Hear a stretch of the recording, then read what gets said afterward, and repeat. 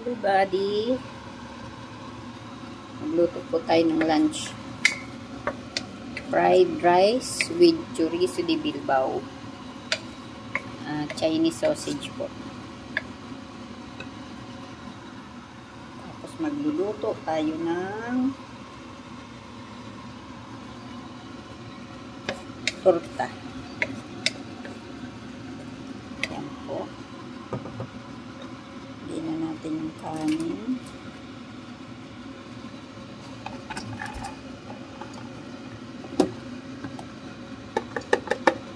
Hanggang dinner na po yan kasi mahirap magluto ng konti-konti. Matigasol ay makikuryente. Isahan na lang. Tapos mamaya iinit-initin na lang. Pwede na. Isang luto lang. Oops. So,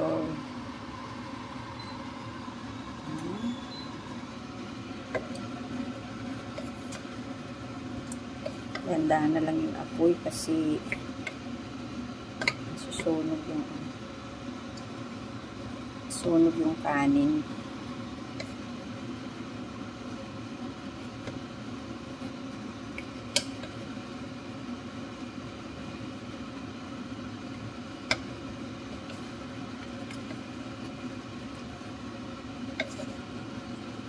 Ang oil po niyan is olive oil. Lalagyan ko pa sana siya ng egg. Kaya lang yung egg lalagyan ko sa tortang talong. Para parehas na lang. Yan. Iingay naman ito. Yung exhaust. Maingay yung exhaust. Yan po. Ang ating fried rice. Lagyan natin ng asin.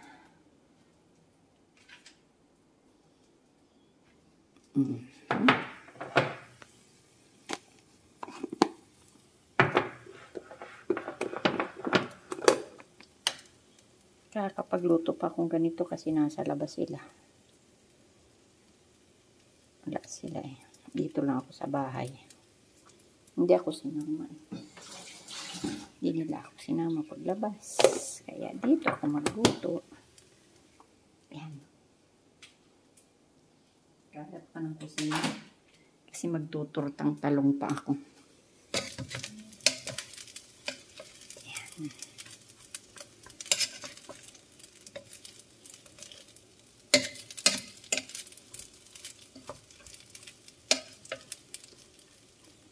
Dahan-dahanin ko lang po yung apoy niya para hindi masunog.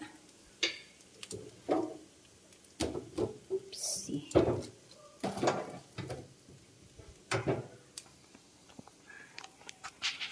Dito muna po. Ay, mali pala. Dapat nakaharap dito. Mali. Hindi ko na siya ma-turn. Yan. Fried rice. Tapos magluluto tayo ng torta.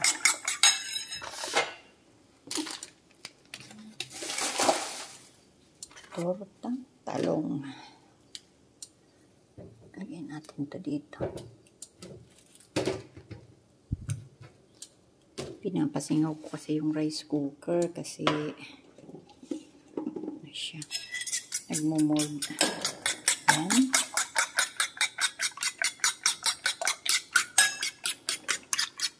Gagamitin po natin ito sa sa tortang talong. Oops, sorry. Diyan ka pala sa may paanan ko. Yan.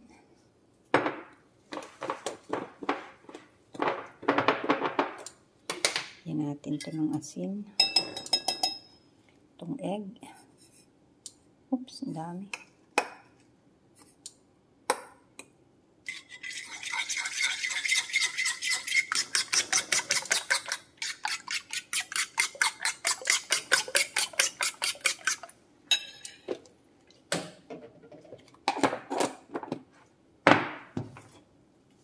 Oops.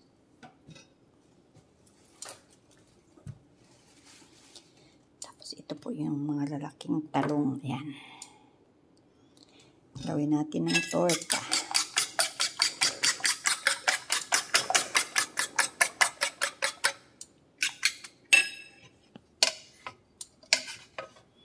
Mahina lang yung po yung apoy para hindi masunog. Yan. Ako naman ito mapunta sana.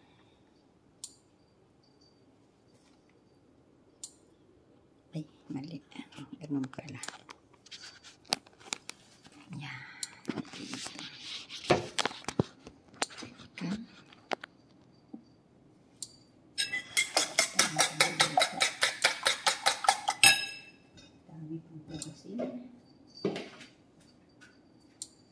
Ito po yung talong. Malalaking talong.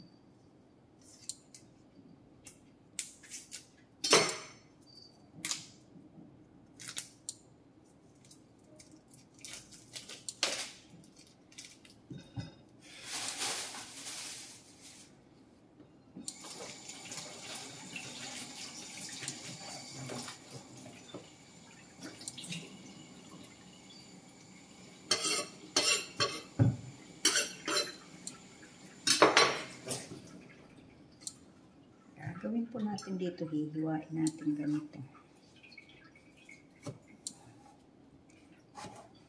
Hindi na natin lalagain.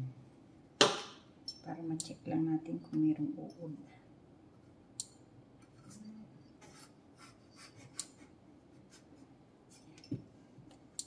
Tapos hiwa ganito.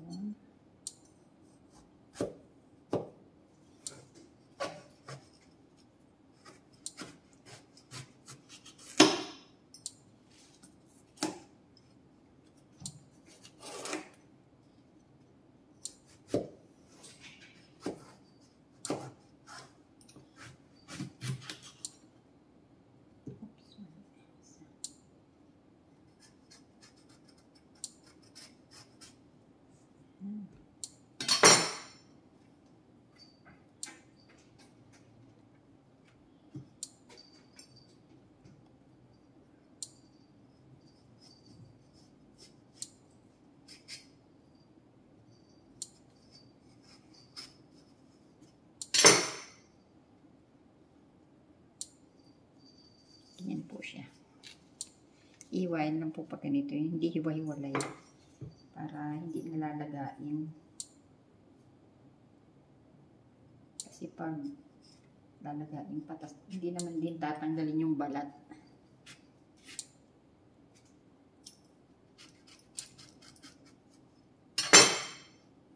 Siya. Yan po. Tapos, sasawsaw natin sa dito siya. Oops! Sorry. Nabalintong. Ayan.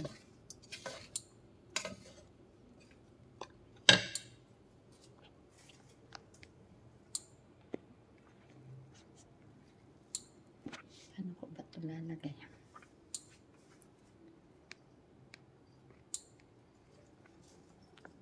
Ganun natin. Siguro po nabalintong.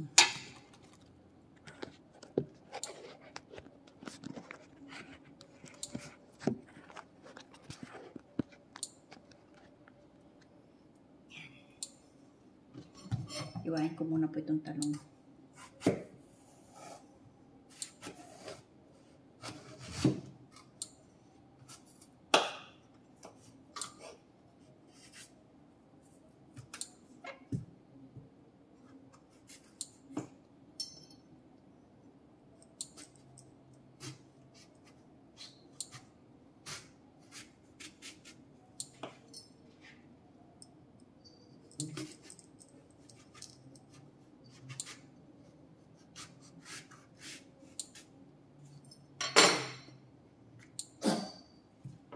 Chloe.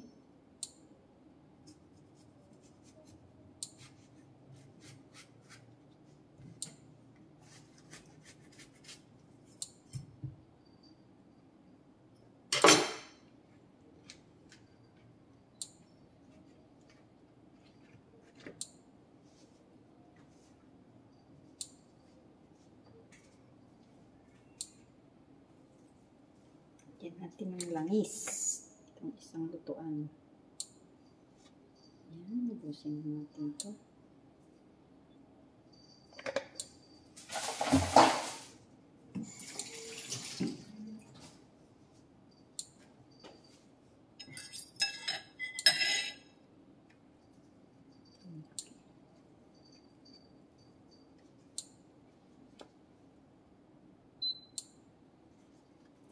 Ilagay na natin yung talong. Ganito. Dalawa.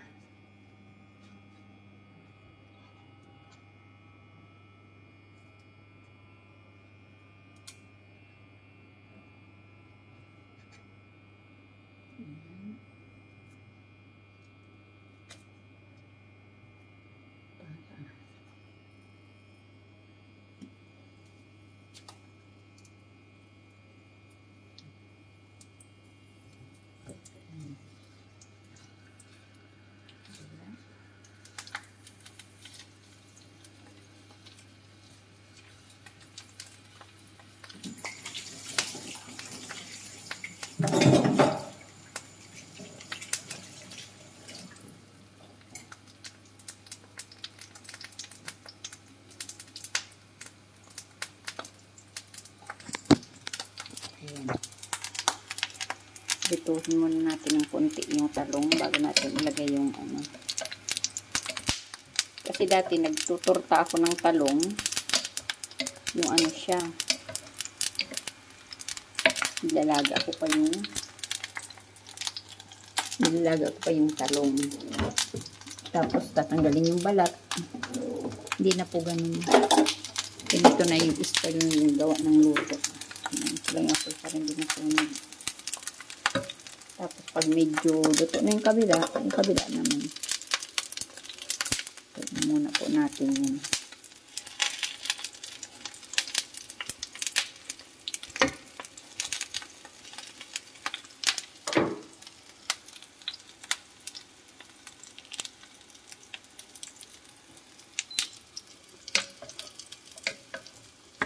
Gamit po tayo ng exhaust kasi yung amoy saka yung init hindi po sa loob.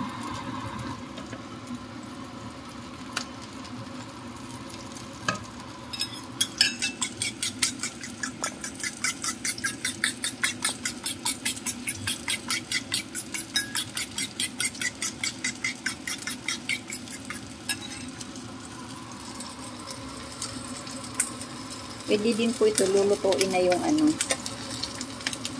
lulutuin na yung, ipiprito yung talong na buo, tapos saka lang gigisa-gisa, ay ano, iwa-iwain.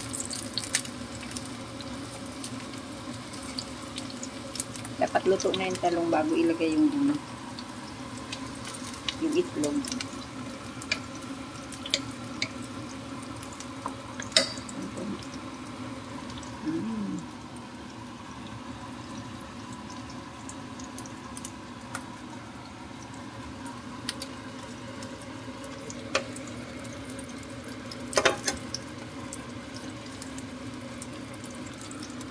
Kasi mas maganda po pagluto na yung talong bago mo ilalagay yung itlog. Para ano siya, para luto na. Paglagay ng itlog, konting oras lang. Ito na yan.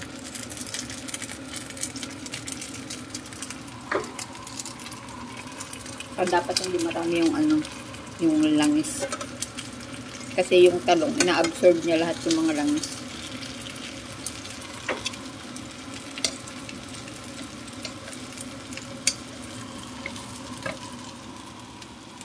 Nagbili ko po kasi nung karne sa ano, nung nakaraan, nung may bisita kami, nakakita ko niyang chorizo.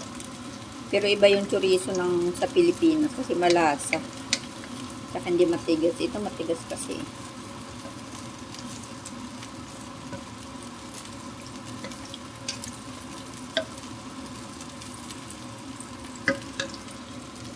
Yan.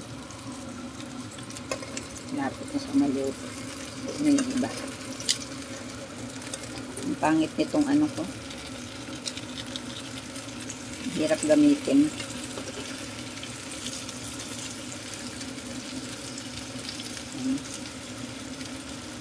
maluto yung talong.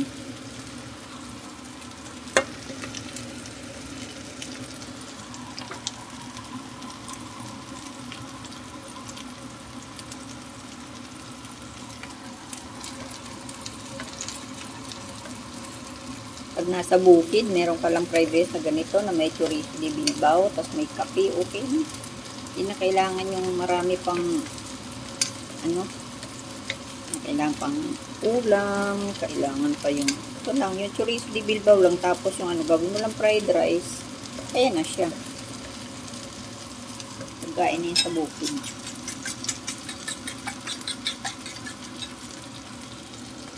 Kakaluto lang naman akong ganito pag ano yung pag wala sila. Pag andyan sila, hindi naman ako makaluto ng ganito. Kasi iba yung pagkain nila. Sabi ko nga yun, pag andyan sila, madali na ako maging kabayo. Kasi puro na lang fresh salad kinakain namin. Sabagay, healthy.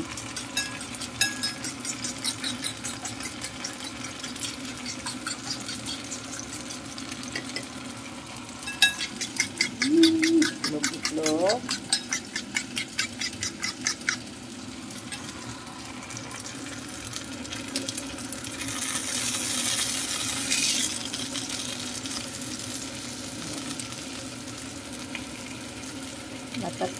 Dapat luto na yung talong bago ilagay yung itlog. Kasi minsan, lalagyan mo na siya ng itlog. Tapos, sunog na yung ano, yung sunog na yung itlog. Tapos, hindi pa pala luto yung talong. Yan. Paborito yan ng apo ko, ni Kalbo. Yung talong na torta.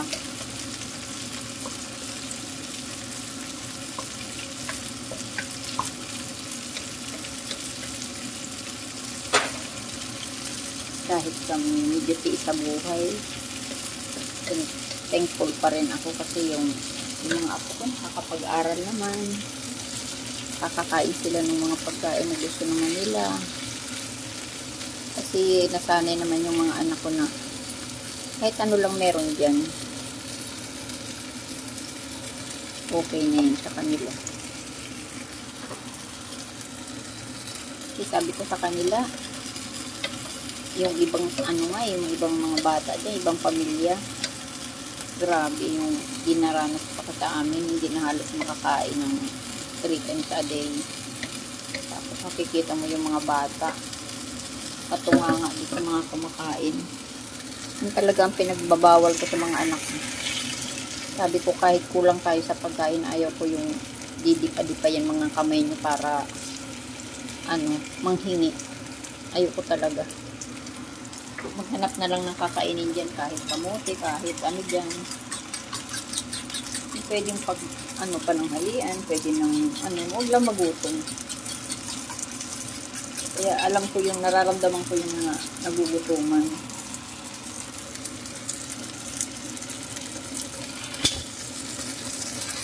Kaya pag nagbabakasyon ako doon sa amin, papakain talaga ako sa mga bata, yung ano ba, pupunta kami ng palengke.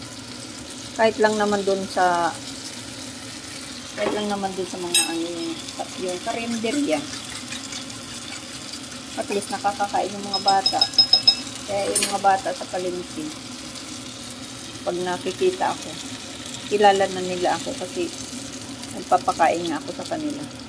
Pero hindi ko naman pinagmayayabang yung ganun. Ang ibig ko lang sabihin, kahit ba kunti, kahit tiis-tiis pa yung buhay, gusto ko rin naman ma-share yung blessing ni God.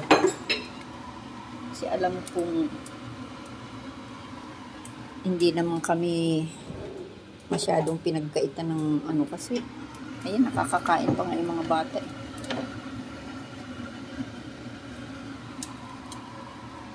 Sabi ko sa mga anak ko, pag meron kayong ano, tapos nakakita kayo ng ganyan, bibigyan nyo. Pero nadala na ako yung ano, dati binibigyan ko ng pera, kaya lang makikita mo nandun sa ano, nagbibisyo. Kaya sabi ko, kung nagugutom sila, gusto nila sumama sa akin, punta kami dun sa kainan. bibigyan ko silang pagkain. Kahit ano gusto nila doon. Total, magkano lang naman yun. Kaysa naman ibibigay mo pera, tapos makikita mo nandun sa yung tatsian ng pera. Yun ang mahirap doon. Meron naman yan na pinakain mo na yung bata. Tapos, nandiyan na sa harapan yung pagkain, halos ayaw niya kainin. Tinatanong ko bakit. Sabi niya, dadalhin na lang daw niya dun sa kapatid niya, saka dun sa nanay niya. Yung kakainin niya, doon na lang daw niya kakainin. Para daw yung mga kapatid niya, saka yung ano. Kaya sabi ko sa kanila, kainin na ninyo dito yan, kung ano yung in-order nyo. Tapos, yung para sa nanay nila, sabi ko magbaon na lang. Pinapabaunan na. Pinapabaunan. Kasi alam ko, naramdaman ko sa buhay ko yung ano, yung talagang walang-wala. Tapos wala kang mapupuntahan. Wala kang pwedeng hingay. Kasi yung iba, akala nila, wala, sasabihan ka, wala ka naman trabaho, paano ka makapagbayad ng ano. Kasi, yung halimbawa, mangungutang ka, tapos, sasabihan ka ng paano ka makabayad, wala ka naman trabaho. Paano na yung mga bata na hindi kumain?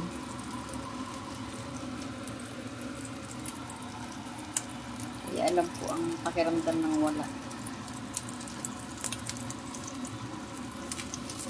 Kaya minsan yan, may mga, hindi naman sa ano, pagyayabang ano.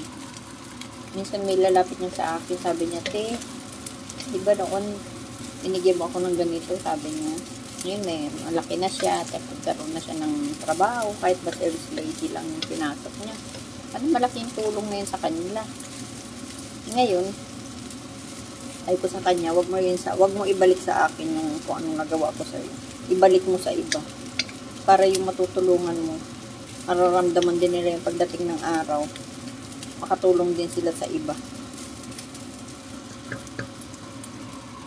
Ayan na po ang ating lunch and dinner. Yan. Yung talong. Ayan. Lapit na to. Lapit na yan. Kakainin na na. Sarap-sarap niyan. Kainan na. Ito pa. Mag-isa lang naman ako pero hanggang ngayong gabi ko na yun. May tira pa hanggang bukas pa yan.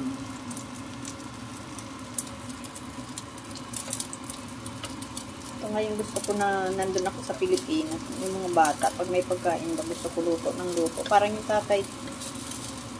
Kasi sa tatay ko hindi naman kami nakaranas ng sobrang hirap na walang makain. Yung tatay ko gusto nun, pag nagluto may ulam, may karne, may isda, may gulay, may yung Bicol Express na sa garapon lang, lulutuin mo na nito. Tapos kung gusto mo kumain, lagi lang, ayaw nun magsaing na, yung hanba, pasaing, uubusin ng kain. Yung kung ano yung kain, ubusin ng ano, basta gusto niya, lagi may sobrang kanin.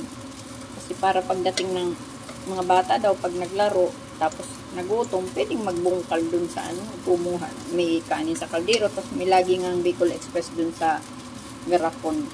Kaya, hindi ka magugutom. Sabi nila matapang yung tatay ko, hindi pakabait mo. Hindi lang nila makuha yung ano, yung kiliti ng tatay ko. Ayun.